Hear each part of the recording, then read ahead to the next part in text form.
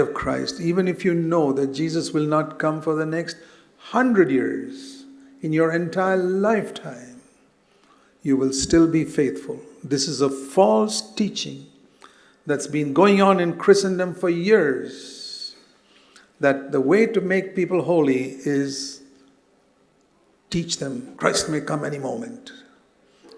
Tell this engaged girl, your bridegroom may land up any day, so don't fool around with other men.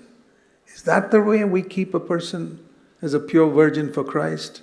These are all psychological, human techniques.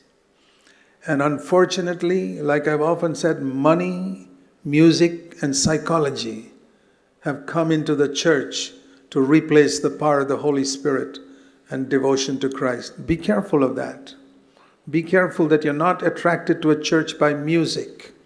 Be careful that you're not attracted to a church by money or by psychology. And psychology can be more dangerous. You know, the human techniques by which you try to make people holy, or very often by fear. And one of the ways to frighten people is, Christ may come. So I want to tell you that Jesus said, in the world you will have tribulation. And those were the last words almost that he spoke to the disciples before he prayed in John 17. And John 18 he says, let's go to the garden. And he went to the Garden of Gethsemane. So think of that. Just before he went off to die, he said, you're going to have tribulation. So why is it that we hear so much teaching that we won't have tribulation? Or why is it we are afraid of it? In fact, he said, the world will have tribulation, and as soon as you hear the word tribulation, you know fear comes.